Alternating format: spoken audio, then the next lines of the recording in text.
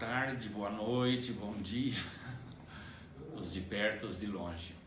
Finalmente estamos nos últimos momentos do nosso curso da cannabis medicinal.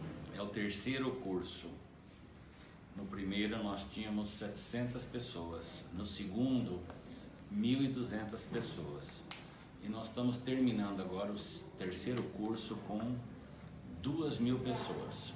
Eu gostaria de pedir a todos que incentive seus amigos a participar destas nossas últimas aulas, né? Eu acho que hoje é a última aula ou a penúltima, mas eu gostaria de dizer que nós estamos assim encerrando o terceiro curso da cannabis medicinal em parceria com a Universidade Federal de São Paulo.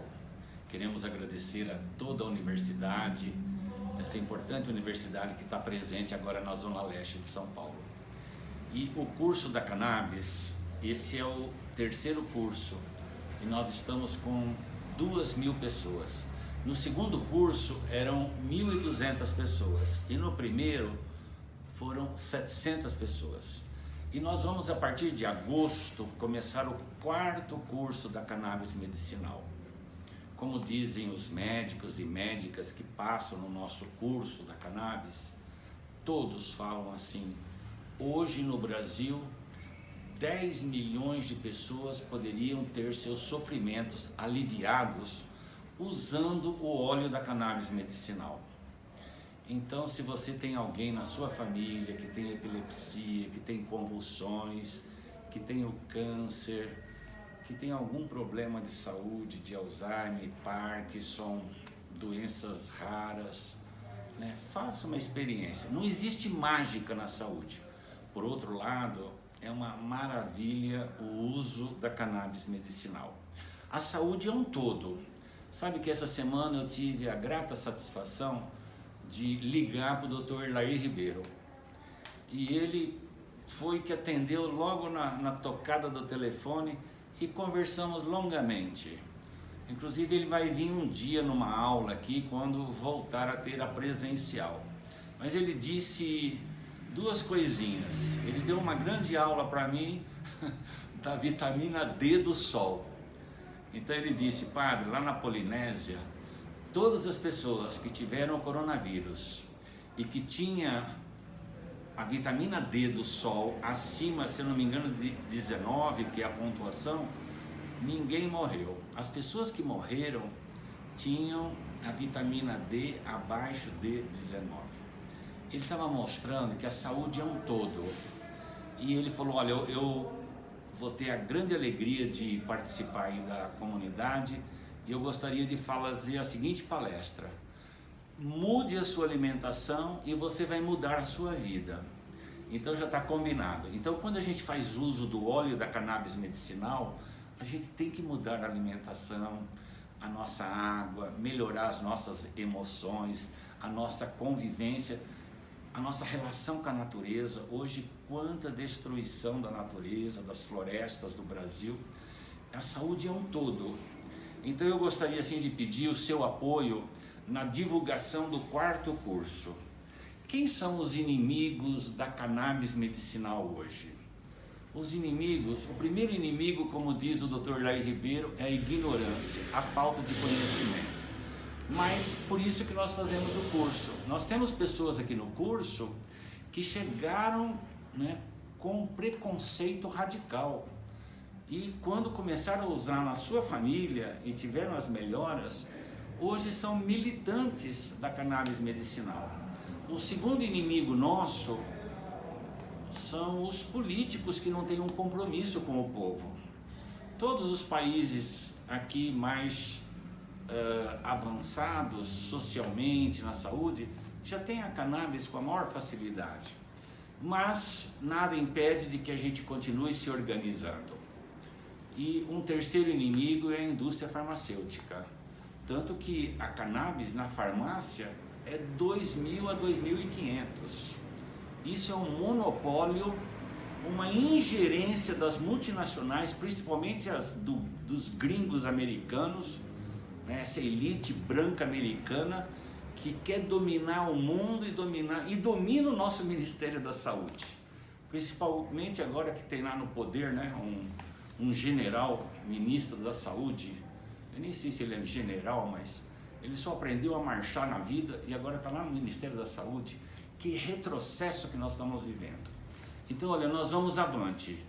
As famílias se organizando, você na sua cidade, faça uma associação em defesa da cannabis medicinal. O TCC, nós temos trabalhos maravilhosos. Então, o Fernando e a Gabi vão disponibilizar os trabalhos de TCC. É uma riqueza imensa de pesquisa sobre ações concretas do óleo nas diversas situações da saúde. E nós criamos agora o que tem na Índia. Na Índia é uma das medicinas mais antigas da humanidade. Lá eles têm 2 ministérios da saúde. Eles têm o Ministério da Saúde natural, das suas tradições da saúde, das plantas e assim por diante.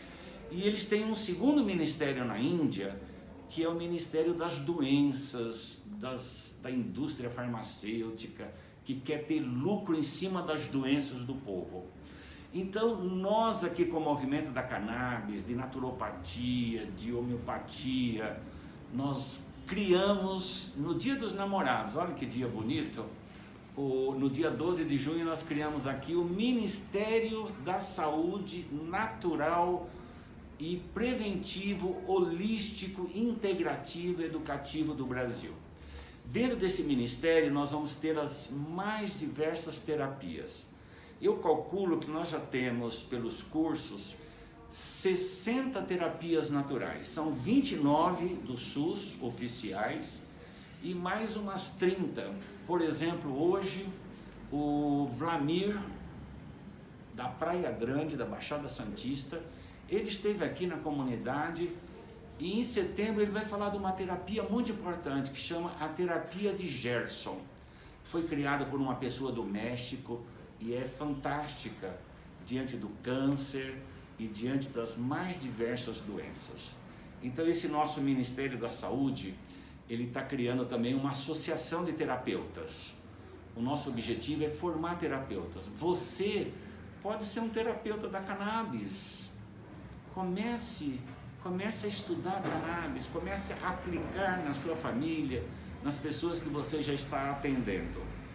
E assim eu encerro, né? O pessoal fala que padre fala muito, né? Mas eu encerro dizendo assim, e agradecendo a todos que participaram do curso da cannabis, e eu peço assim que divulgue bastante o curso da cannabis, na sua família, na sua rede de amigos. E é um curso que é fácil de fazer, porque você pode fazer qualquer dia da semana, de uma terça-feira para outra. O que consiste o trabalho? Você fazer um resumo, um pequeno resumo da aula. Você vai fazer um TCC que vai entregar, a aula começa no dia 4 de agosto, setembro, final de outubro, você entrega um trabalho de conclusão de curso, pela sua experiência pessoal, da sua família, do uso da cannabis medicinal, nos seus mais diversos aspectos. Então agradecemos a todos, um grande abraço e vamos com coragem para o 4º curso da cannabis medicinal. Um abraço fraterno a todos.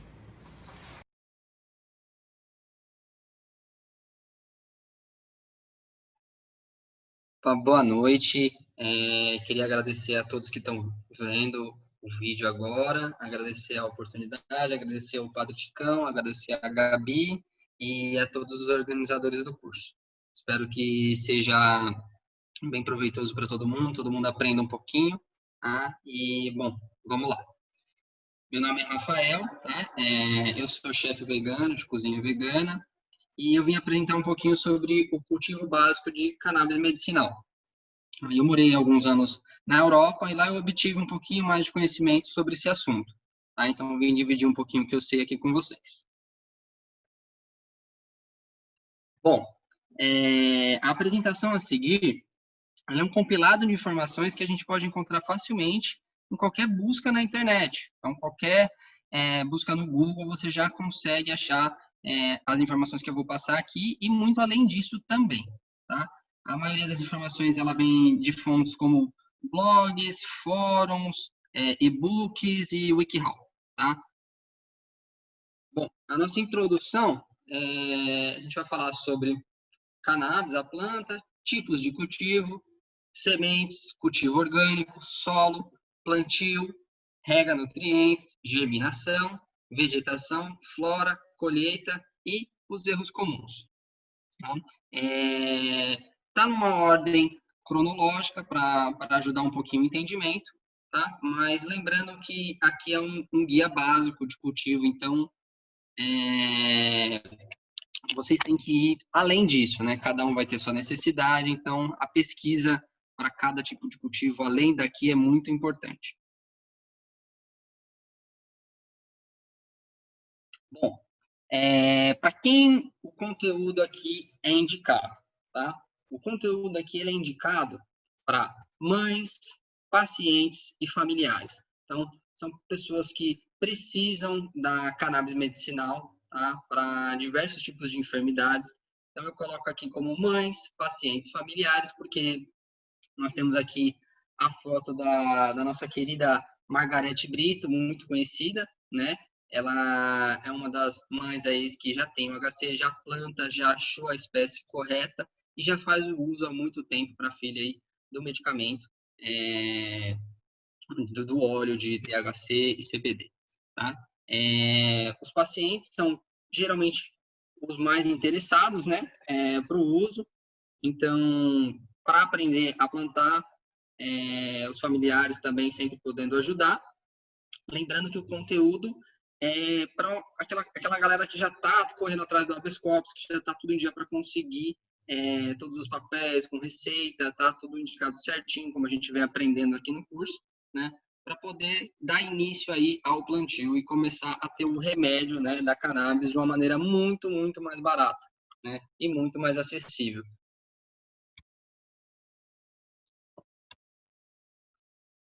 Bom, cannabis planta. A cannabis ela é classificada como uma dicotiledônea de ciclo anual. Possui dimorfismo sexual, ou seja, são plantas com sexos separados, mas podem ocorrer hermafroditas, né? Então, ela tem macho, fêmea, e por estresse, entre outras coisas, ela pode virar hermafrodita, tá? Popularmente, é conhecida como maconha, né? Como todo mundo sabe, e é uma planta que pertence à família Cannabaceae e engloba 3 tipos de conhecidas, que são as sativas, as índicas e a ruderalis, né? Como a gente pode ver aqui. Cada uma tem suas características, tá? A sativa ela é mais alta, né? E ela dá ramos um pouquinho menores, flores um pouquinho menores. A índica ela é menor, mas ela dá flores um pouquinho mais robustas. E a ruderalis é uma espécie, né, que eles tiraram a genética da automática, ela tem uma colheita mais rápida, entre outras coisas. Tá? Bom, tipos de cultivo. Né? É importante lembrar que cada um tem uma necessidade, né? Então, às vezes você mora num apartamento, às vezes você mora numa casa, às vezes você mora num sítio, né? A gente não sabe a realidade de cada um.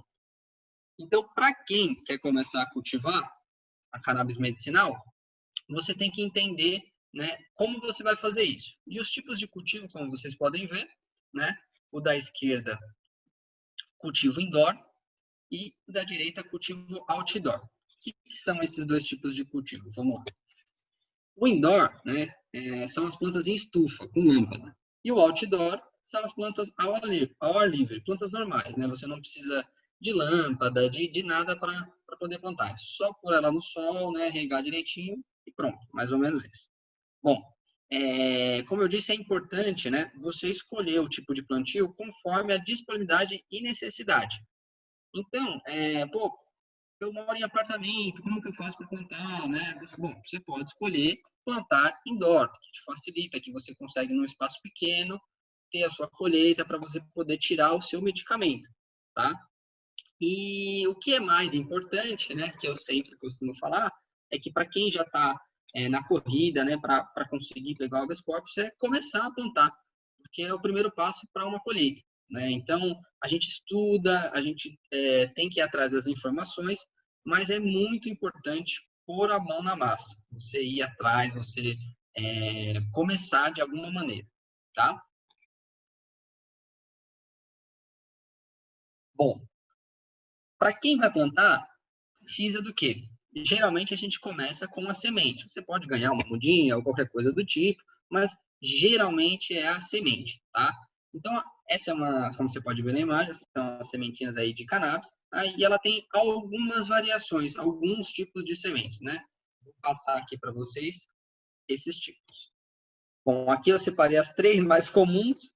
A primeira é aquele tipo de semente que, eu achei, eu ganhei, um amigo me deu, falou que eu não sei, não tem procedência, né? É a mais comum, geralmente por aí. Então, essa sementinha, né, ela não tem, a gente não sabe qual a espécie, não sabe nada dela, né?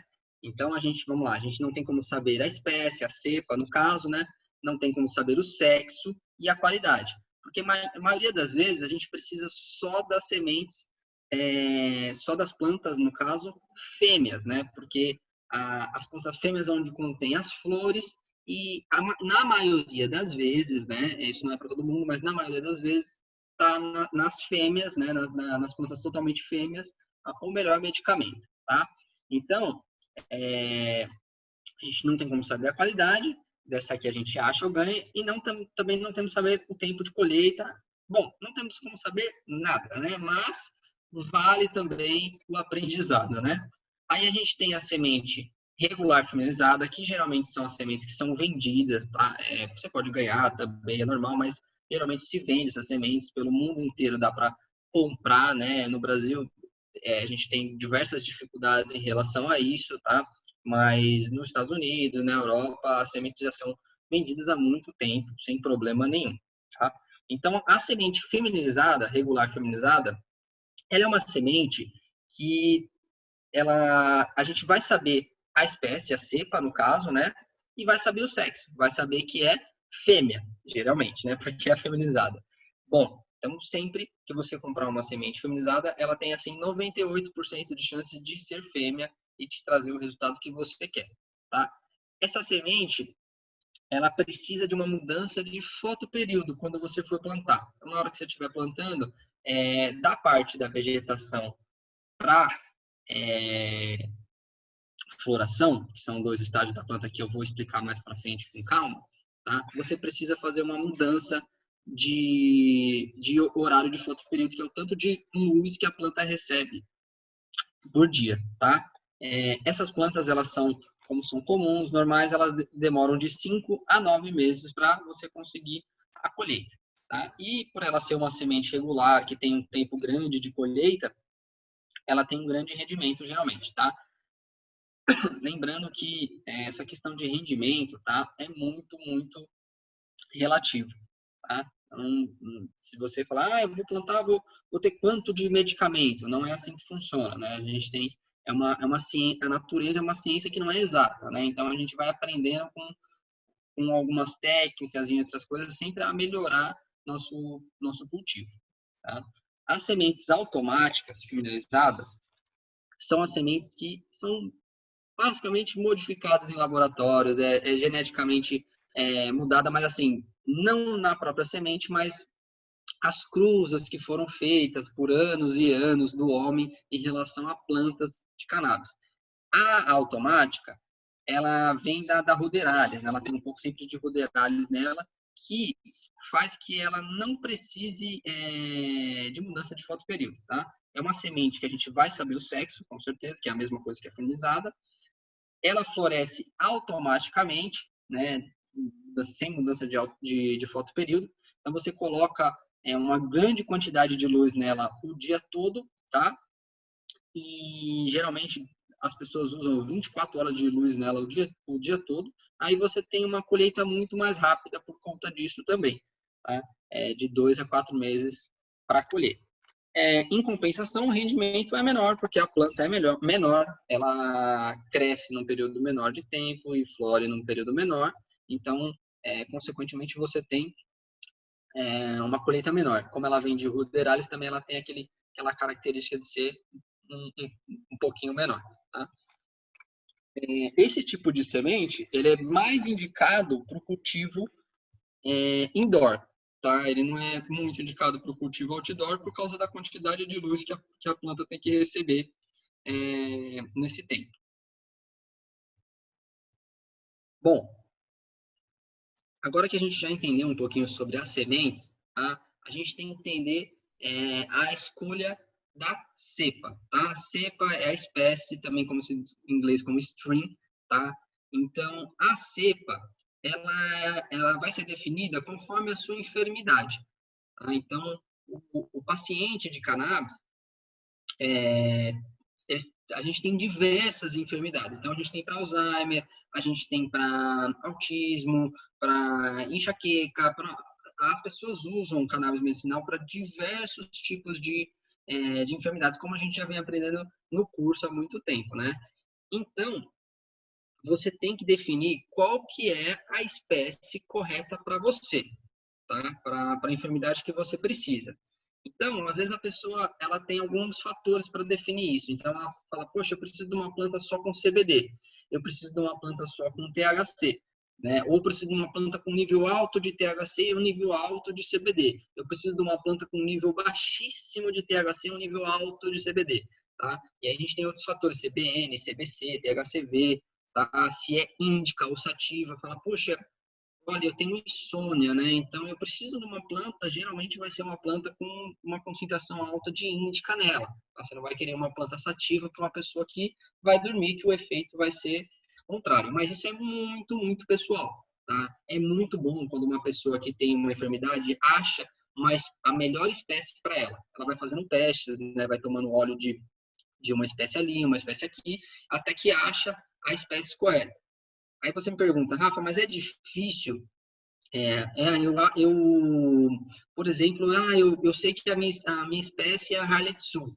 É difícil achar semente?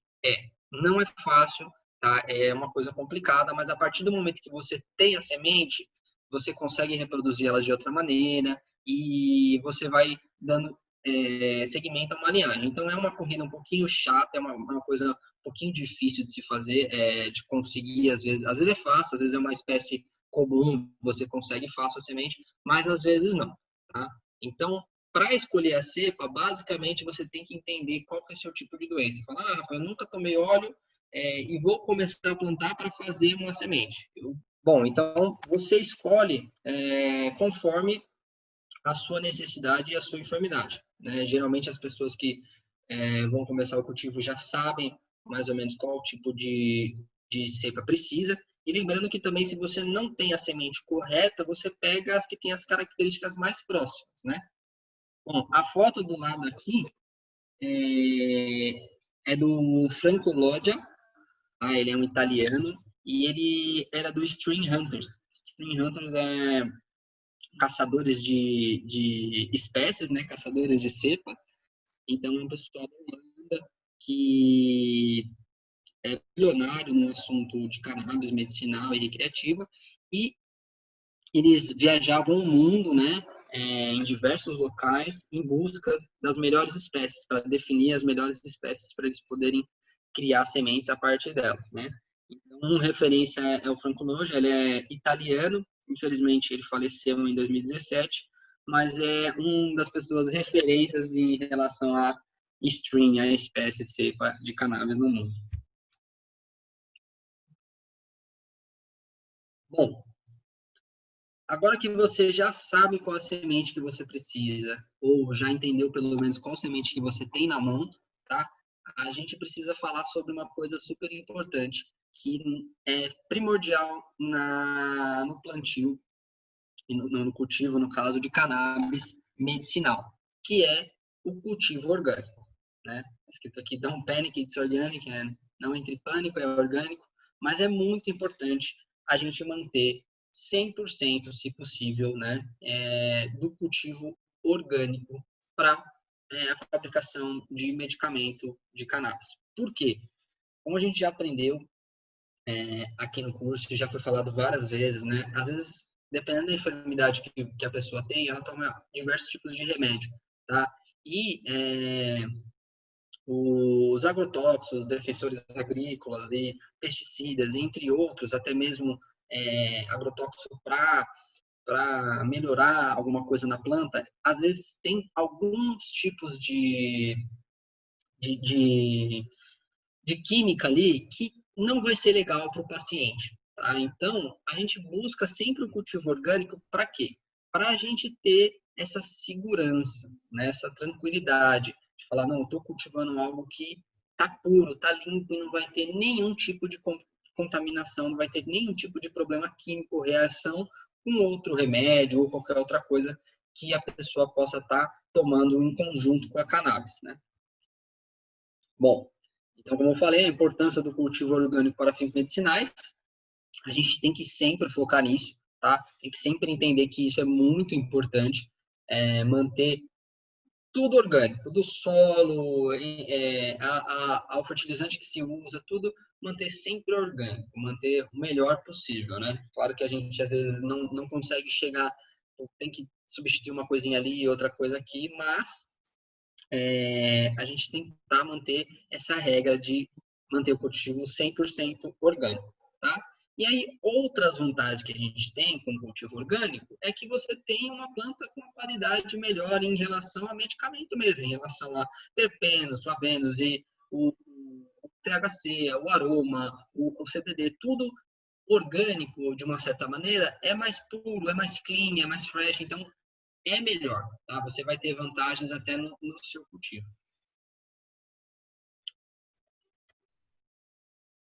Bom, agora que você já sabe que você precisa fazer um cultivo orgânico, você sabe que você tem a sementinha, né? A gente tem que preparar o solo, tá? O solo para cannabis. Então, a gente tem algumas formas de fazer isso. A gente atualmente pode usar substratos prontos, tá? Hoje, você consegue comprar, por exemplo, 20 litros de substratos em qualquer casa de floricultura, garden, substrato pronto orgânico, numa média de R$ 20, tá? Lembrando que aqui a gente também quer trazer um cultivo para dentro da realidade das nossas das famílias que a gente vê que precisa dos medicamentos. Então a gente não quer, né? Porque hoje você consegue medicamentos, a gente já sabe, você consegue medicamentos de THC, de CBD na farmácia, mas você tem que pagar absurdo, é R$ 2.000, R$ 3.000 por mês e é fora totalmente da realidade de qualquer pessoa, tá? Que a gente conhece, né? Mas aqui a gente tenta focar em tentar deixar tudo de uma maneira mais simples, que as pessoas não precisam gastar tanto, que consigam improvisar alguma coisa ali ou aqui, e vão melhorando com o tempo o cultivo, porque vai trazer benefício em relação ao medicamento, né? E quando você tem o seu próprio medicamento, com a sua própria espécie, isso é muito gratificante e traz qualidade de vida para qualquer paciente e pessoas próximas de pessoas que fazem uso da cannabis medicinal. Tá? Os substratos prontos, como eu te falei, a gente pode comprar em qualquer lugar, tá? A gente também tem atualmente substratos prontos para cannabis, que são um pouquinho mais caros, mas que também trazem resultados legais, tá? A gente pode preparar a própria terra também, sem problema nenhum. Poxa, não achei o substrato, tal. Procura uma terra com uma qualidade legal. Você pode fazer misturas como, por exemplo, 30% de terra vegetal, 30% de humus de minhoca e mais um pouco de serragem para deixar o solo aerado. Tá? Lembrando que é importante para a cannabis que ela tenha um solo um pouquinho aerado. Então, se você falar, Rafa, eu tenho só terra preta aqui, eu posso plantar só com a terra preta? Pode, você pode plantar, mas isso vai dificultar um pouquinho aí que a sua plantinha crie raiz de maneira fácil. Então, se você deixar o solo um pouquinho mais aerado, né? Então, você tem diversas maneiras, tá? Para conseguir esse tipo de solo. E aí fica da escolha da pessoa. Tem gente que fala, poxa, eu planto aqui em casa já, eu tenho uma horta, eu faço esse tipo de terra. Pô, a terra orgânica, ela provavelmente vai ter os nutrientes necessários para a planta, tá? Então, é bom analisar, é bom entender, e a gente vai passo a passo vendo aqui mais algumas dicas sobre isso, né, em relação a esse guia aqui. Mas essa definição da terra, ela é você que vai escolher, tá? Existe também como você ter terras com nutriente zero, terras inertes, né, que é você que coloca o nutriente na rega, mas eu não aconselho para um cultivo básico, porque dá um pouquinho mais de trabalho, então é melhor que você já tenha os nutrientes, pelo menos ali básicos na terra, para ajudar a planta a crescer saudável.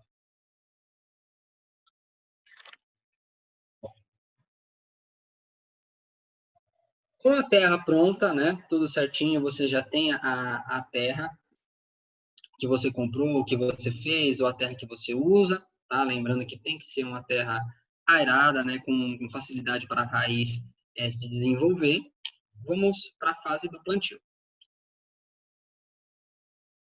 Bom, o plantio outdoor, tá? O cultivo outdoor, que seria aquele do lado de fora mesmo.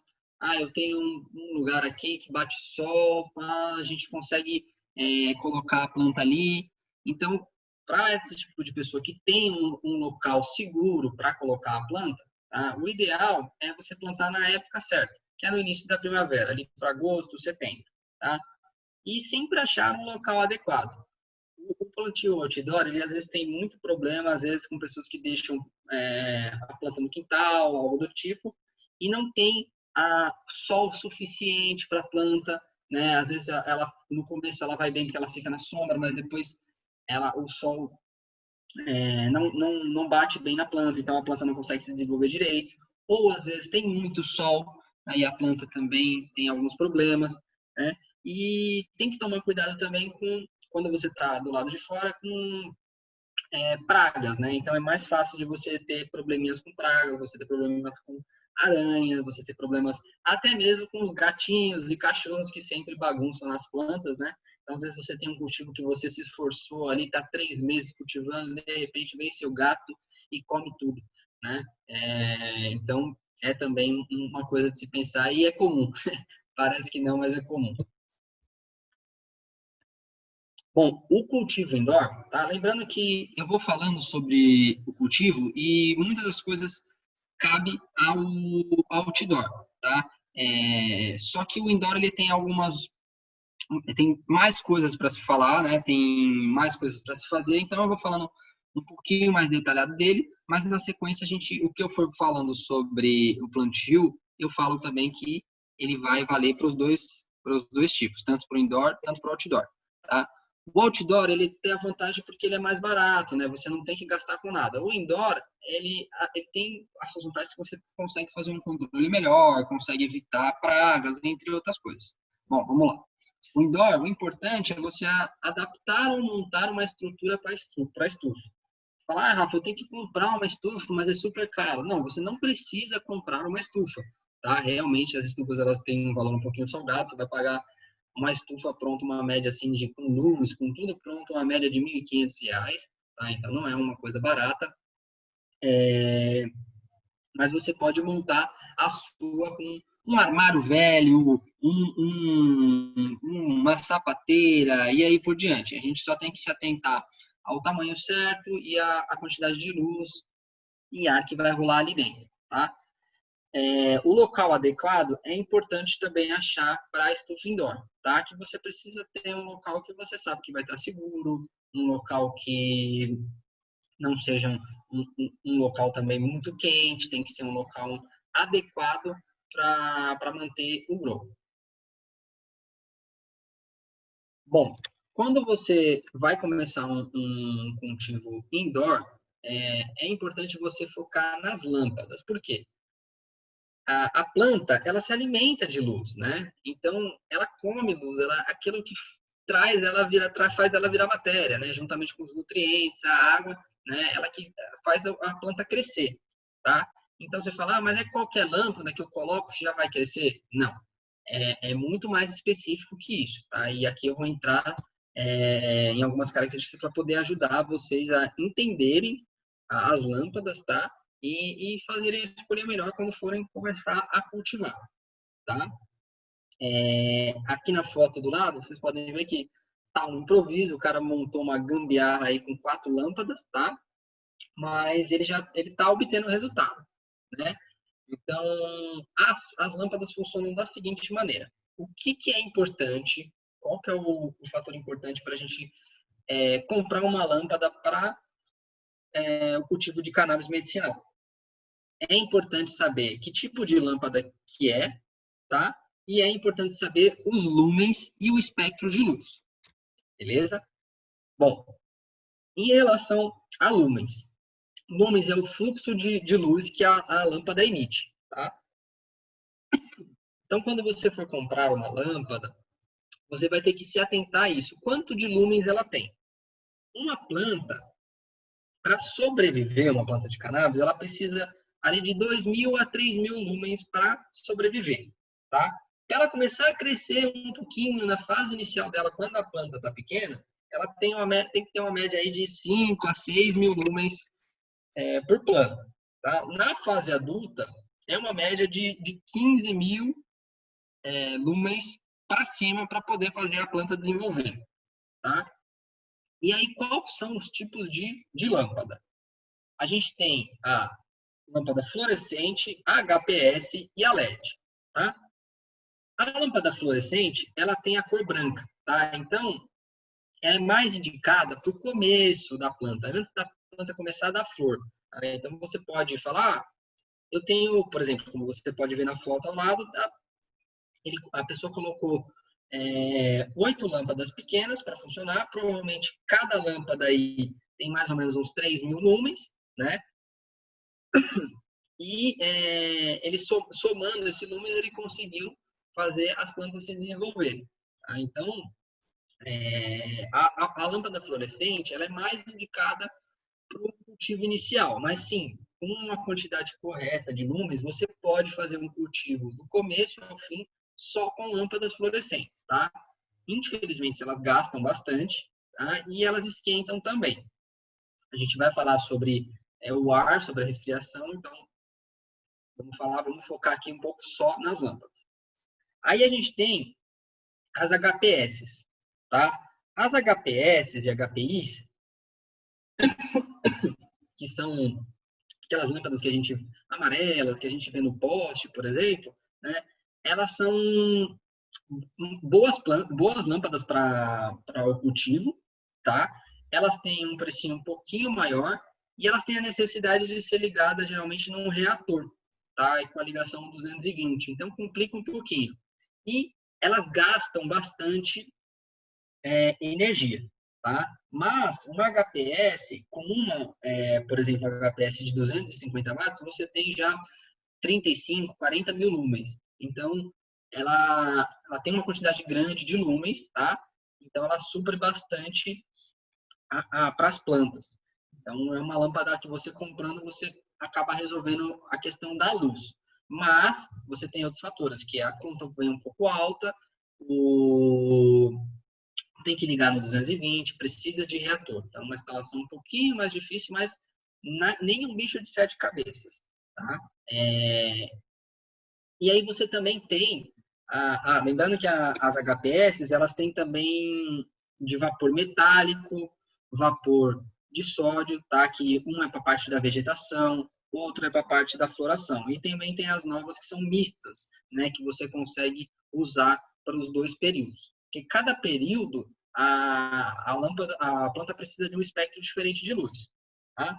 E as mais comuns atualmente, né, são as LEDs, tá? As lâmpadas LEDs, a gente consegue encontrar tanto lâmpada branca mesmo simples LED, como painéis próprios para o plantio de qualquer tipo de hortaliça, não só cannabis, né? Mas esses painéis, eles são um pouquinho mais caros, tá? Eles já não são medidos em lumens, né? Eles são medidos por espectro de luz. Então, é a coloração que importa e a voltagem também, para a gente poder não estar colocando pouquinha luz para as plantas e também não estar colocando em excesso, tá?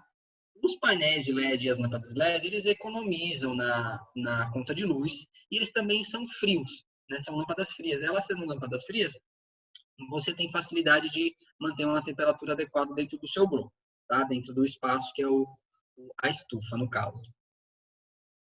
Bom, sabendo agora desses tipos de lâmpada, você vai ter que escolher qual lâmpada cabe melhor, tanto no seu bolso, tanto quanto na sua estufa e quanto tanto na sua necessidade, tá? Ventilação. Bom, 70% do cultivo é a lâmpada, falando em relação ao cultivo indoor. Tá? Mas em relação à ventilação, é muito importante também. Se você tem uma estufa, tá? Escolher um cultivo indoor, você precisa ter na cabeça que algumas coisas precisam estar bem claras nesse cultivo, que seria o quê? A troca de ar dentro do grow, dentro da estufa, o controle de temperatura dentro da estufa e a simulação de vento, tá?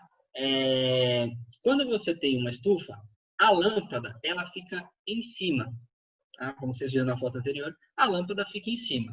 Então você precisa geralmente de um exaustor, tá? Nessa parte de cima junto com a lâmpada. Para quê?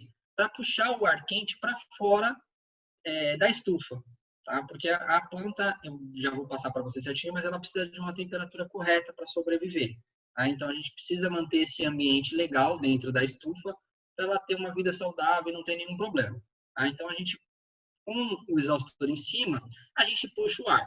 E é legal que na parte de baixo da estufa tenha ventilador exaustor dando entrada de ar. Então você entra o ar frio embaixo e o ar quente sai por cima, tá?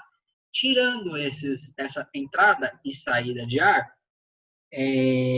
a gente tem geralmente que colocar um ventiladorzinho dentro também. Para quê? Tanto para ajudar nessa circulação de ar e também para simular o vento para as plantinhas. Então, elas vão ter a impressão que está ventando. Isso ajuda também a manter o caule delas mais forte. Aí ter uma produtividade melhor. Bom, outros equipamentos que você pode ter dentro da sua estufa que você criou, pode ser aquele guarda-roupa, aquela improviso, não tem problema nenhum, é só ter a medida correta, né? Lembrando que você pode cultivar plantas pequenas numa estufa pequena, enquanto você pode ter uma estufa maior e querer cultivar plantas maiores, tá?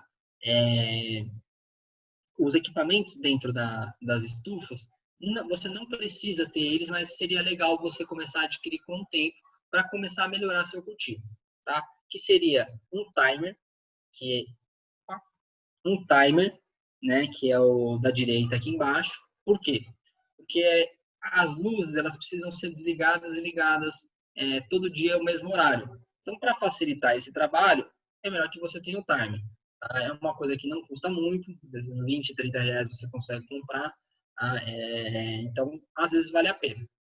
Manta térmica. Tá? Se você não comprou uma estufa pronta, você está improvisando a sua estufa, é legal que você coloque uma manta térmica dentro das paredes da estufa para conseguir refletir um pouquinho mais de luz e trazer um melhor resultado para a planta. Papel alumínio não é indicado. O melhor, se você não quiser colocar, é que pinte o espaço de branco, coloque folhas de sulfite branco para pelo menos deixar um pouco reflectivo para as plantas, tá? Aí você tem o termômetro, tá? E o controle de medição de umidade e pH. Eu vou chegar nisso ainda, mas o termômetro é para você estar com a temperatura correta, tá? Que geralmente a temperatura que a gente procura para a planta no círculo inteiro é de 23 até 30 graus. Então, de 23 a 29, que é abaixo de 23 a planta não cresce e acima de 29 e 30 a planta já começa a queimar, tá? Isso, assim, é uma média. Pode ser que você tenha um cultivo que fique em 30, 31 e ele dê certo por causa de fator de umidade, entre outras coisas. Mas a média é de 23 a 29, tá? Aí, o medidor de umidade, ele geralmente é junto com um termômetro, né? Então, se você comprar, ele também não é uma peça cara, você paga, assim, em média de 20 reais, tá? E também a gente tem medidor de pH, que é para medir o pH da água, que a gente vai chegar lá também. Bom, passando dos equipamentos aqui, em relação a quem faz a estufa para plantar. Agora, quem faz para o lado de fora não vai precisar de nada disso, tá? Porque depende do dia a dia mesmo. Bom, assim que você já tem a sua estufa pronta, ou já tem seu espaço no seu quintal, no seu sítio, pronto para fazer o cultivo, você precisa entender um pouquinho sobre a rega e os nutrientes, né? Que é como que eu rego a planta, né? E que nutrientes a planta precisa, tá? A imagem aqui, ela mostra a planta com deficiência de alguns tipos de nutriente. Então, a folha, ela geralmente passa para a gente o diagnóstico que ela tem. Então, fala, olha, eu estou amarelinha, estou precisando de nitrogênio, né? E assim por diante. Sempre que você tiver um problema, é importante recorrer para pesquisa, entre outras coisas. Bom, a rega, você tem que ter ciência que você precisa dar água na medida certa para a planta, tá? Então, a planta no começo, ela precisa de pouca água. Inclusive, é bom usar até um borrifador no início, tá? Porque a planta, ela precisa fazer uma secagem correta para poder mandar todos os nutrientes para a planta, tá? Então, o ideal é você regar de uma maneira que você faça 1 ou 2 regas por dia, tá? Para no próximo dia a planta tá sequinha e aí você rega de novo. Tá? O exagero de água ou a falta dele é essencial para dar errado, tá? Então, o importante é que você ache essa medida, tá? Se sua planta conforme sua planta vai crescendo, você vai aumentando o nível de água e você vai percebendo também o quanto ela seca de um dia para o outro. Não adianta você regar ela hoje e ela está molhada, amanhã você vem, vai regar, ela está molhada e você quer regar mais. E isso vai só atrapalhar. Aí a planta também não pode ficar seca por vários dias, que também vai prejudicar. Aí o controle do pH. O que é o controle do pH? Bom, o pH, né, da planta, ele é um pH neutro. Ele não é nem ácido, né, e não é alcalino. Ele é um pH neutro. Tá? Então, a água que a gente rega a água que a gente rega a planta, ela precisa ter um pH de 5,8 a 7, tá? Isso é uma média, geralmente o ideal ali é 6,7, 6,5. E depende de planta a planta também, mas está sempre dentro desse 5,8 e 7, tá? Ai, Rafa, mas como é que eu faço para saber isso, esse meu pH? Bom, vamos lá. Você tem como saber da maneira mais barata possível é comprando aqueles testes de aquário, né? Aqueles testes de aquário te mostram o pH da água. Então, você pega a água da sua casa, a água que você vai usar para regar a planta e faz o teste do pH com esse teste de aquário. É um teste muito baratinho, custa em média assim, uns 6, 7 reais. Você consegue fazer o teste e ver se a sua água está dentro desse pH. Outra dica importante é quando você começar seu cultivo, que você pegue e encha um galão de água bem grande, se der até 20 litros, tá? Ou 10 litros, algo que seja grande para você poder usar por um tempo, encha e deixa ele na sombra, parado, a água quietinha. Para quê? Para abaixar o cloro, abaixar outras coisas e equilibrar o pH para ficar dentro desse parâmetro que a gente está passando agora, 5,8 a 7. Então é uma dica, falar, eu nunca testei meu pH, eu coloco a água e está dando resultado. Bom, provavelmente seu pH está correto, tá? É uma coisa legal de acompanhar, porque às vezes as pessoas fazem várias tentativas de cultivo e não dá certo, mas às vezes é porque a água dela está com pH extremamente desregulado e ela nem imagina. Então já é uma maneira de você evitar um problema, mas nas maiorias das vezes não é um problema, tá bom? Bom, quais são os nutrientes, né, mais famosos aí que a planta de cannabis precisa? Então você tem aí nitrogênio, fósforo, potássio, magnésio, cálcio, enxofre, zinco, manganês e ferro, tá? Aqui a gente tem nutrientes primários, tá? Nutrientes secundários e micro e macronutrientes. Então, todos eles são importantes, tá? Todos eles são importantes. Quando você prepara uma terra, você compra uma terra, a maioria desses nutrientes já está na terra, mas é importante que com o tempo e com a rega você vá suprindo alguns tipos de nutrientes, porque é muito comum a planta mostrar alguns tipinhos de deficiência por falta de nutrientes, tá? E aí você me pergunta, mas como que eu consigo esses nutrientes? Bom, os nutrientes você pode comprar fertilizantes orgânicos, né? Sempre seguindo a linha orgânico, né? Para ajudar na rega. Então, são fertilizantes que você pode pôr tanto na terra quanto você pode pôr na rega. Você coloca pequenas porções do fertilizante dilui em 2 litros, 4 litros de água e vai usando na rega durante todas as fases da planta, tá? Mas, às vezes fica um pouquinho confuso isso. Então, a gente tem outras maneiras de conseguir esses nutrientes que são bem mais simples, tá? Vou mostrar umas aqui, seria a composteira. Para quem não conhece, a composteira, ela é uma maneira de você criar, né, um fertilizante próprio, bem simples e com certeza de tudo que está indo ali dentro, tá? Como vocês viram os nutrientes ali que eu passei da planta, muitos estão, por exemplo, a planta precisa de cálcio, precisa de potássio, isso às vezes a gente encontra numa banana, encontra entre outras coisas. Então, a composteira, de uma maneira geral, sabendo o que você coloca nela, para quem não conhece, eu vou só explicar um pouquinho.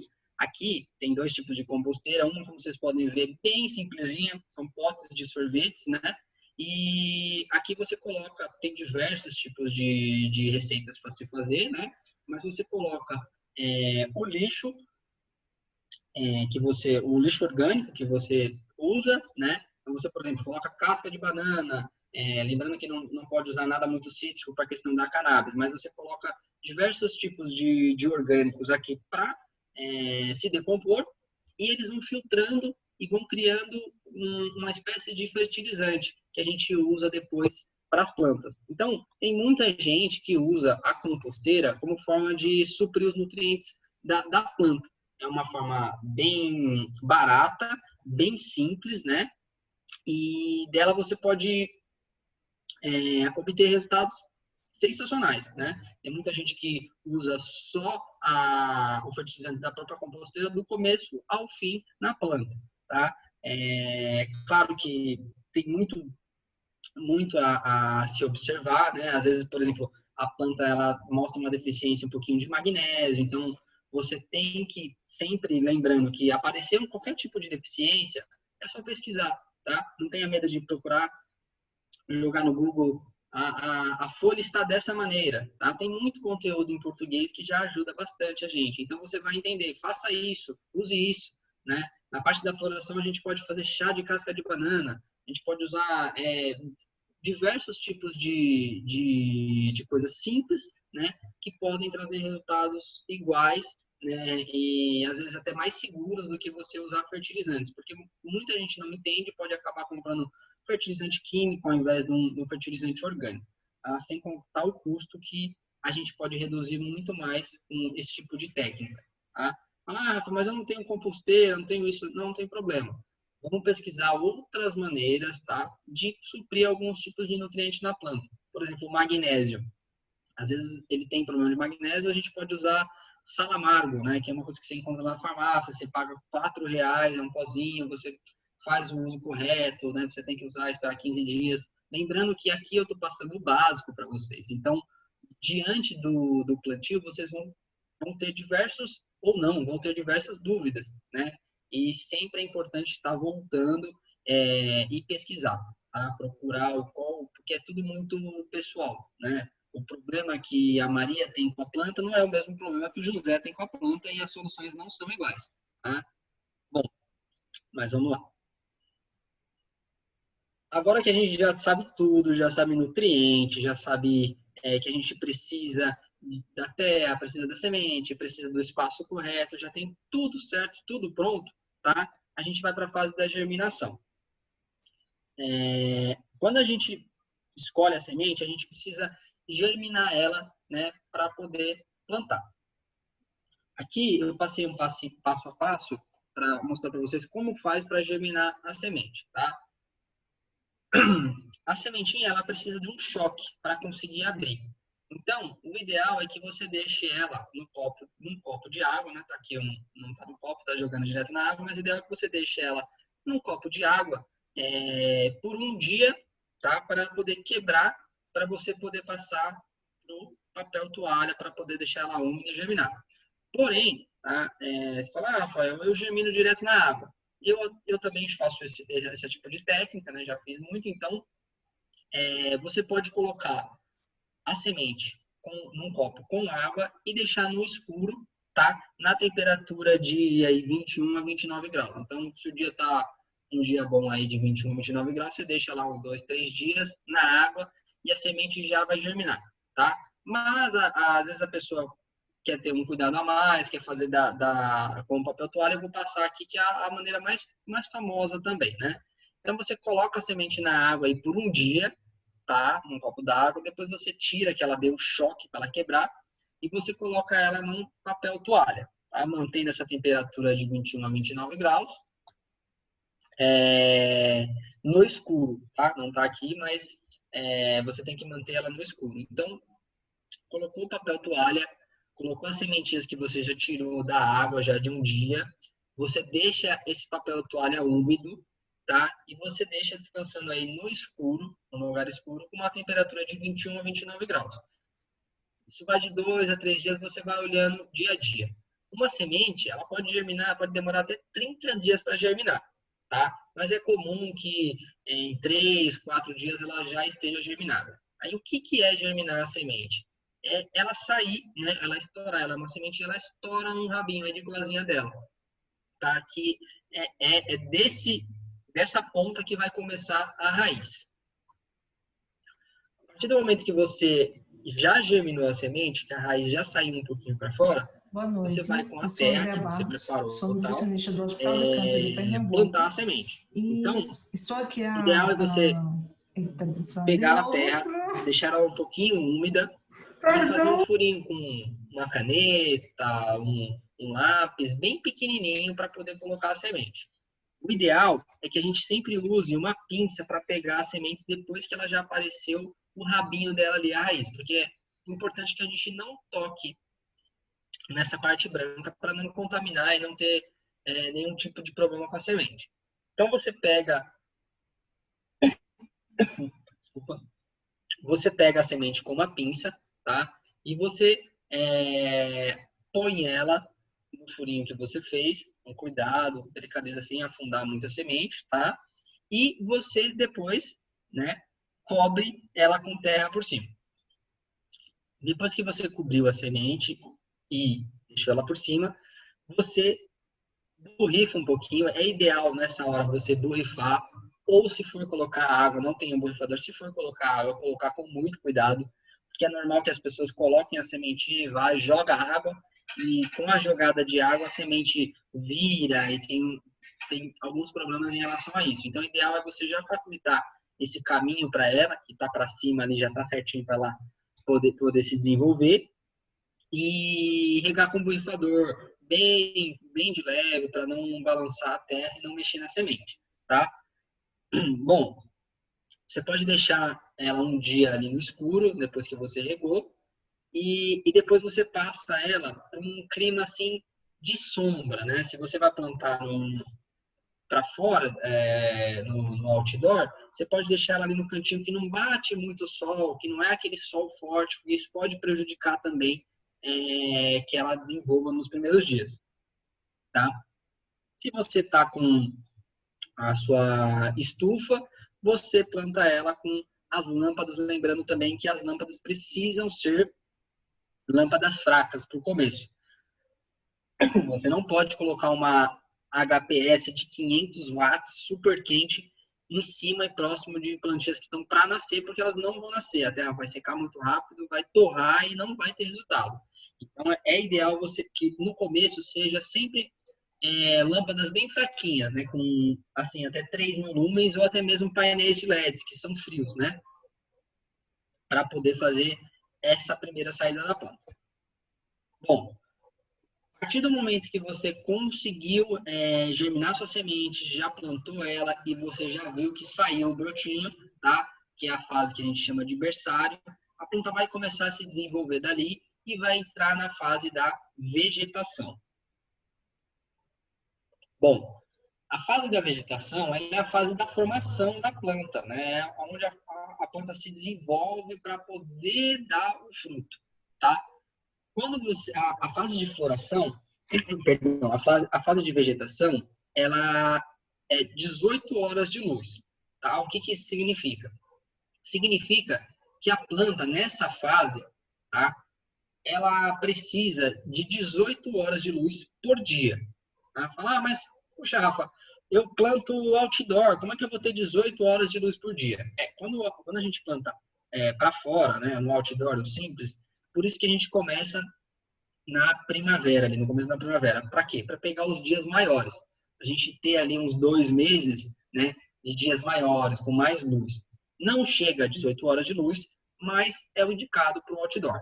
Agora, na questão, quando a planta está dentro de uma estufa, com controle de luz, você tem que manter todos os dias, tá, na fase da vegetação, 18 horas de luz. Tá? Então, isso é primordial. Fase da vegetação são 18 horas de luz. A não ser que você esteja plantando uma semente automática. Tá? A automática ela não precisa dessa mudança de fotoperíodo, não precisa desse tempo de luz. Ela, geralmente, as pessoas colocam 24 horas de luz, do começo ao fim. Tá?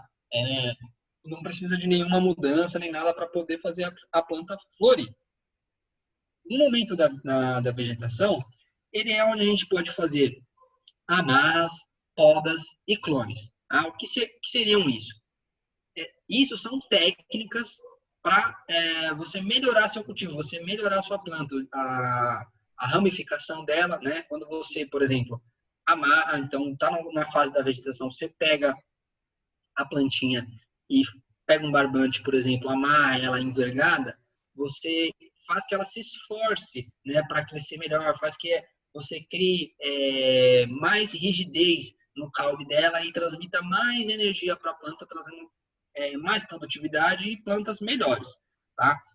São técnicas que você vai aprendendo com o tempo, é uma coisa um pouquinho mais avançada, mas no primeiro, ou até mesmo já no segundo, ou até mesmo no primeiro cultivo, você já pode tentar algum tipo de técnica, né? As podas são os cortes que a gente faz também no intuito de trazer uma melhoria para o desenvolvimento da planta, tá? Então, você tem diversos tipos de podas, assim como você tem diversos tipos de amarras, né? As amarras você tem, por exemplo, scrog, que é um tipo de rede que você coloca em cima da planta. Assim que ela passa a rede, você puxa a planta para baixo para conseguir fazer uma vegetação muito boa, para você conseguir desenvolver bastante a ramificação das suas plantas. As podas, você também tem diversos tipos de poda, como, por exemplo, poda canelinha, poda top, diversos tipos de poda. A poda top, por exemplo, você corta essas duas, como você pode ver nas fotos, tem um raminho saindo dessas duas plantinhas principais. Você corta ela ali no meio e você divide a planta trazendo 2 top buds, né? Top bud a gente costuma chamar a parte principal, onde a flor fica. Então, você dobra aquilo. Você pode dobrar diversas vezes antes da planta florir, tá? Então, são técnicas que te ajudam a melhorar o desenvolvimento da sua planta. Rafa, então vou já sair cortando aqui. Também não é assim, tá? As amarras e as podas, se você não souber fazer elas direito, você pode estressar a planta, tá? E você também pode até mesmo matar, tá?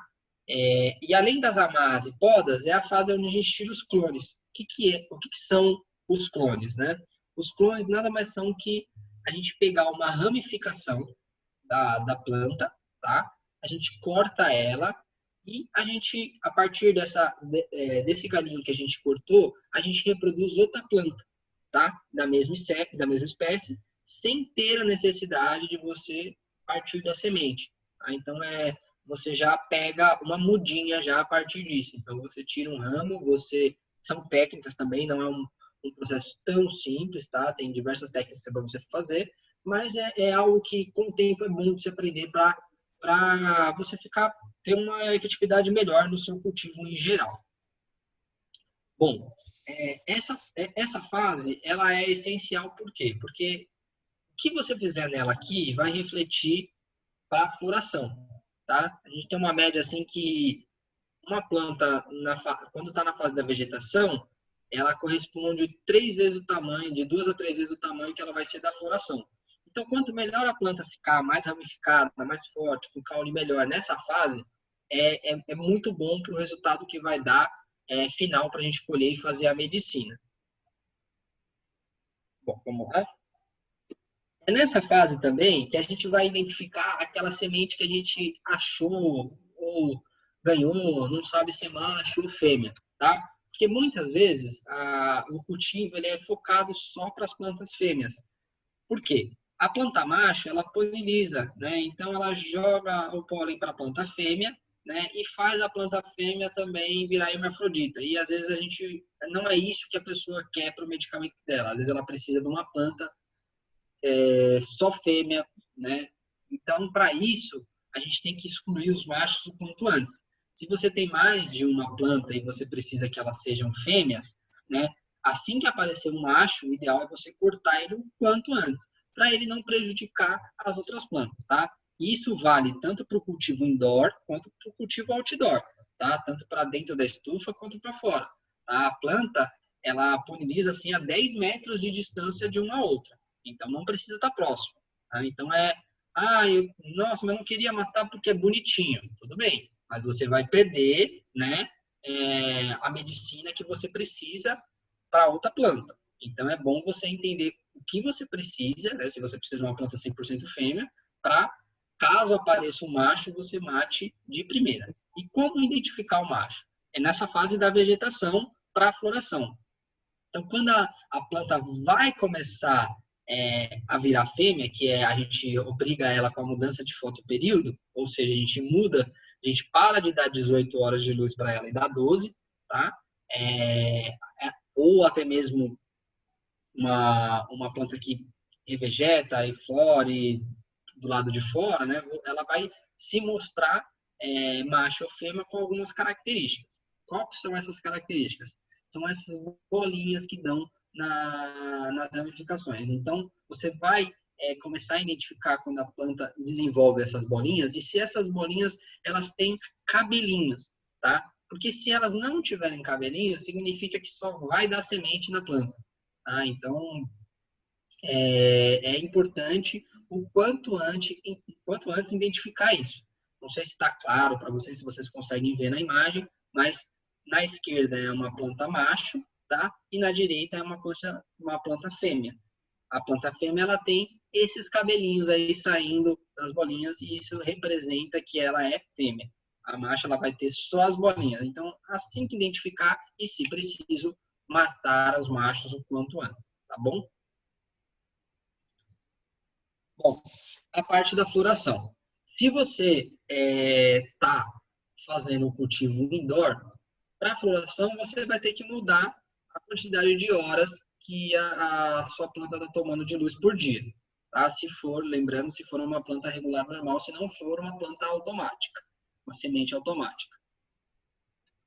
Bom, a fase de formação dos buds e das flores. Significa que é aquele momento onde ela vai ter a medicina na planta.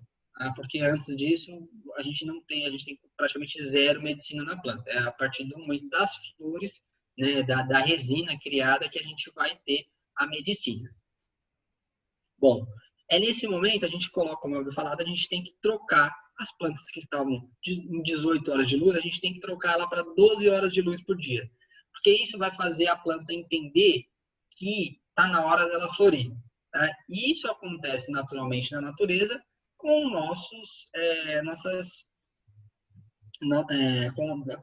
com as fases das estações. Né? Então, se começa na primavera, que você tem dias mais longos, e depois os dias ficam mais curtos no inverno, e vai fazer a planta florir por causa dessa troca de tempo de luz por dia. Tá? Dentro da estufa, é a gente que faz a troca.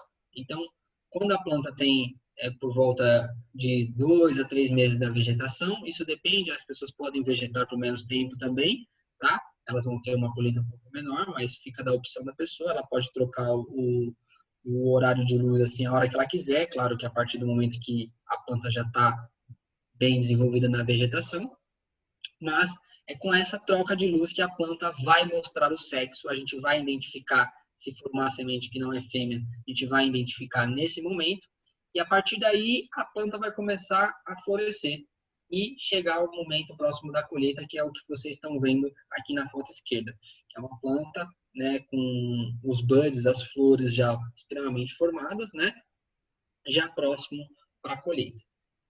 Nesse momento da floração, tá? As plantas já são bem mais sensíveis. Então, não é o momento de ficar fazendo diversas técnicas, porque no começo da floração é muito fácil que a planta se estresse. E geralmente a gente não quer estressar a planta, porque a partir do momento que uma planta virou hermafrodita, ela geralmente perde 50% da medicina que ela ia ter, tá? Lembrando que às vezes a pessoa precisa de uma planta hermafrodita, porque se sentiu melhor com isso, é mais fraca, mas geralmente é focando na maioria das pessoas, tá? É você manter a planta 100% fêmea do início ao fim. Bom, quando chega no final da floração, a gente tem que fazer um processo que é muito importante, que é o flush, tá? Que é a limpeza da raiz e da planta em geral, certo? Nesse momento, é assim, uma fase que sua planta já tá praticamente pronta para a colheita, está quase ali no final dela, a gente precisa limpar a raiz, porque durante todo o tempo, às vezes na terra mesmo, que está cheia de nutriente, ou até mesmo o churume que você usou do fertilizante para regar a planta, ou nutrientes que você comprou com tempo para regar na planta, então você precisa fazer a limpeza desses nutrientes, a limpeza da raiz e da planta em geral, para ela ficar mais limpa possível. Sem contar que você também limpa a clorofila, que é o que faz a planta ficar verde, né? Você tira um pouco disso para deixar ela mais pura e mais limpa possível para o consumo medicinal, tá? Como é que faz o flush? É simples. Quando você escolhe o tipo de vaso que você usa, tá? Lembrando que tem diversas técnicas, você pode começar com vasos pequenos, fazer transplantes para vasos maiores, tal, até chegar no vaso final para dar floração. Como, por exemplo, plantas automáticas, você usa um vaso só do começo ao fim. Mas, independente disso, o vaso final que está a planta é o que define o flush. Então, se eu estou com um vaso de 10 litros, tá? Eu tenho que jogar uma média de 30 litros de água para fazer o flush. Então, o ideal é você levar para um lugar que a água vai poder escorrer e você encharca a planta d'água, escorre 30 litros de água, se for, por exemplo, um vaso de 10, né? Se for 5, são 15 litros de água, né? A medida é mais ou menos essa. E você deixa a planta secar por um longo período de tempo. Tá? Tem gente que chega a fazer até 3 vezes flush. Faz uma vez, a planta seca, a planta fica bem, ainda não está pronta para a colheita. Espera mais alguns dias, você tem que ficar um prazo sem regar para a planta secar totalmente desse flush. E faz outra vez e mais uma vez para trazer assim a limpeza 100% da planta. Tá? Mas no mínimo uma vez tem que ser feito, tá? Para você ter essa limpeza de raiz e de nutriente, entre outras coisas. Bom, momento da colheita, tá? Vamos lá. O tempo da colheita, ele depende do tipo da sua planta e a semente, né? Como a gente viu, não dá para a gente falar, em quanto tempo eu estou colhendo? Bom, as plantas regulares é uma média de 5 a 9 meses, né? Principalmente se você deixar elas do lado de fora. E as plantas, elas podem revegetar quando estão do lado de fora, né? Elas podem entrar na fase da floração, voltar para o estágio vegetativo, né? Isso pode acontecer. Não é muito comum, mas pode acontecer. Então, depende muito da sua planta. Se for uma planta automática, você colhe às vezes até em 2 meses e meio, 3 meses, mesmo que seja uma colheita menor, com plantas menores, né? Mas depende disso. E a escolha da colheita no melhor estágio é conforme as suas necessidades. O que significa? Bom, com um pouquinho mais de estudo sobre a sua própria espécie ou qual tipo de medicamento você precisa, você vai escolher qual é o momento certo para colher as suas plantas. Tá? Você não pode deixar passar de um momento, tá? Você não pode deixar, que ela não vai ficar cada vez maior. Vai chegar um momento que as flores vão murchar e vão se perder, tá? Então tem um estágio limite, tá? E também tem um estágio precoce. Mas esse tipo de escolha, ele é feito pelo que você precisa. Às vezes a pessoa precisa de um nível maior de CBD na planta, ela deixa menos tempo. Às vezes ela precisa de um nível maior de THC, ela deixa mais tempo. E são técnicas, né, para tentar deixar a planta melhor para o consumo pessoal. Então, como é pessoal, é muito individual essa escolha. Tá? Os indicadores disso são os tricomas, né, as glândulas de resina. Então, poxa, os cabelinhos ali já estão ficando marronzinho, né? Mas a gente tem que olhar a glândula, se a glândula está resinada, se ela já está pegando a resina, se ela já está no nível de resina ok para plantar. Geralmente, tá? Ela precisa ter 70% dos tricomas já bem resinados, né? Já bem amarelinhos, que a gente chama. Isso é uma média, né, do cultivo, não que você precise colher nesse estágio. Cada um, como eu falei, tem um estágio, mas geralmente é no estágio ambar, que a gente chama, que é a colheita, que é o estágio onde as plantas já estão com 70% ali dos pestilhos e tricomas ali já marronzados, já bem resinados. Tá? Então, a hora de colher é sempre bom voltar, assim como as outras horas também, mas é sempre bom voltar e pesquisar e falar como que eu quero a minha medicina, né? Qual o teor que eu quero deixar melhor, o que que eu quero deixar relevante nessa medicina e o que que eu posso fazer na colheita para trazer esse resultado, né? Qual o momento de colher para trazer o resultado que eu preciso. Então, é basicamente isso. Tá? Deixa eu voltar aqui. Depois que você colheu a planta, você cortou ela, né? Você pode tanto cortar a planta como você pode tirar ela com raiz, tá? O ideal é que você deixe a planta secar, né? Você geralmente pendura as plantas de cabeça para baixo, tá? E deixa a planta. São várias técnicas de secagem, tem como você cortar o caule, deixar a raiz e tal, mas na maioria delas é você deixar as plantas de ponta cabeça, tá? Tirar as folhas maiores que não tem nenhum tipo de medicina, deixar as folhas com mais resina, que é onde se encontra a medicina, né? E deixar secar, dependendo do tamanho da planta, de 3 a 1 mês, né? Para a planta ficar seca e você poder usar a medicina correta dela. Tá? Mas cada um faz o uso da medicina da forma que precisa. Tá? Então, tem gente que precisa, por exemplo, vaporizar a planta mesmo, para passar os sintomas de dor. Então, ela tem que fazer um processo para ela poder usar a planta dessa maneira. Tem gente que pega todo o pé, né, e já faz o óleo full spectrum, direto. Tá? Então, são outras técnicas. Isso vale a hora que você precisar e estiver nesse estágio, pesquisar e entender qual é a sua necessidade. E a partir disso, você fazer a escolha correta de como você seca, de como você cura e como você age a partir do momento que você cortou a planta. Tá? Tá? Bom, aqui são os erros mais comuns. Tá? Qual que são os erros comuns das pessoas que começam a plantar? Bom, primeiro o erro é não plantar. Se você está atrás do seu, se você já faz o uso da cannabis medicinal, se você está atrás do seu habeas corpus, começa a botar a mão na massa, tá? Para você poder já estar um pouco mais experiente e aprender com os próprios erros também, tá? Mas os erros mais comuns que a gente vê num plantio é muito ou pouca água, tá?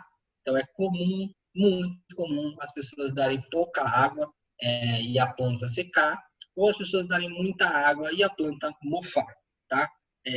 Então, tem que ficar atento disso. Existe um teste, que é o teste do palitinho. Né? Você rega e você afunda um palitinho, vê se, igual o teste de bolo, você afunda um palitinho e vê se o palitinho saiu seco. Porque se estiver muito molhado lá embaixo, não está na hora ainda de regar, a planta precisa secar. Às vezes é por isso que ela não está se desenvolvendo. Tá? Outra coisa é muito ou pouco nutriente. Às vezes a planta ela tem deficiência de nutriente e a pessoa não sabe como suprir isso. Então vai deixando a planta adoecer, adoecer, adoecer, até que acaba perdendo a planta ou até mesmo tem uma colheita muito ruim, tá? E muito nutriente é muito comum também. As pessoas que colocam a mais, e aí a gente tem o famoso overfert, né, que é você colocar muito fertilizante, você colocar muito nutriente para a planta. Então, ela acaba queimando e acaba morrendo por excesso de nutriente também. Então, é uma coisa que aí a gente tem que se atentar. Falar, mas como que eu sei a quantidade correta de nutriente? Bom, se você tem, por exemplo, uma composteira, você pode pesquisar, tá, a quantidade de diluição que se faz do fertilizante da composteira para poder regar na planta. Tá? E sempre lembrando que você tem que ir sempre com a mão leve, tomar cuidado, porque se você colocar pouco nutriente, né, é que nem uma comida. Se você colocar pouquinho sal, né, depois você pode colocar um pouquinho mais. Mas se você colocar muito sal, não dá para tirar. Tá? Então, é importante você se atentar a essa questão. Quando você compra fertilizantes prontos para uso, né, o fabricante já passa a quantidade correta. É importante seguir ali passo a passo e não passar daquilo. Outro erro comum, muito comum, é pouca luz, tá? Ou pragas, né? Muita luz, pouca luz, perdão, que vou parar aqui que eu errei, tá? Vou botar de nutrientes. Bom, outro erro comum é muito ou pouca luz, tá? Então, às vezes a pessoa ela coloca luz demais dentro do grow ou até mesmo fora, tá? A planta está tomando um sol muito forte, tá? Ou ao contrário, está com pouca luz, não está se desenvolvendo porque não tem luz suficiente para crescer, tanto do lado de fora, tanto quanto do lado de dentro. Tá? Então, é importante entender essa questão da luz, pesquisar bastante na hora que, se for comprar algum tipo de luz, ou se for improvisar, entender qual luz que você está usando, tá? E outra questão são as pragas. As pragas são desde aranhas, pulgões, diversos tipos de pragas, tá, que pode se encontrar. Então, você tem que ficar atento e, assim que aparecer, cuidar o quanto antes para não perder a planta, tá? Outros tipos de pragas que não são pragas, mas é o que eu já tinha falado, que às vezes um cachorro, um gatinho, deixou perto de animais que você sabe que podem mexer, podem estragar a planta, isso é muito, muito comum de acontecer. E uma das piores coisas, né, é a falta de cuidado. Tá? Então, se você plantar uma plantinha e não tá nem aí para ela, não dá amor, não dá carinho, não dá água, não prestar atenção no desenvolvimento dela, não deixar o ambiente dela perfeito para ela, né, é cuidar realmente de como qualquer outra planta que precisa de cuidado, né? Claro que com atenção em diversos aspectos, porque a gente vai consumir isso depois como um medicamento, né? Então, o cuidado é o ponto essencial para tudo dar certo, tá? Bom, gente, era isso que eu queria passar para vocês. Eu espero que tenha ajudado, tá? A gente pincelou mesmo sobre todos os assuntos, tá? Que é para todo mundo entender um pouquinho sobre o plantio, como é que funciona. Lembrando que qualquer dúvida, gente, é só procurar, é só você dar um Google e não deixe de plantar. Se você já tem o habeas corpus na mão, se você está atrás, se você precisa do medicamento e você sabe que você não tem condição, né, que é muito difícil mesmo no Brasil a gente ter acesso ao medicamento de THC e CBD, né, é muito caro, é totalmente inviável para 95% da população. Então, mãos à obra, né? Vamos plantar. Esse conteúdo é para mães, é para filhas, é um monte de gente que a gente sabe que corre atrás da medicina para ajudar na qualidade de vida, tanto do paciente, tanto dos familiares que usam o medicamento. Tá? Então, mais uma vez, eu queria agradecer ao Padre Chicão, a Gabi, Fernando, a todos os organizadores do curso. Eu fui aluno no primeiro semestre e ajudei no segundo semestre também. E acho que o curso é sensacional. A informação ela é primordial, porque quando a gente tem a informação, não importa o que você fale, quando você sabe, quando você tem informação de qualidade, tudo muito mais fácil, é tudo muito mais simples. Então, muito obrigado e espero que tenha ajudado e uma boa noite.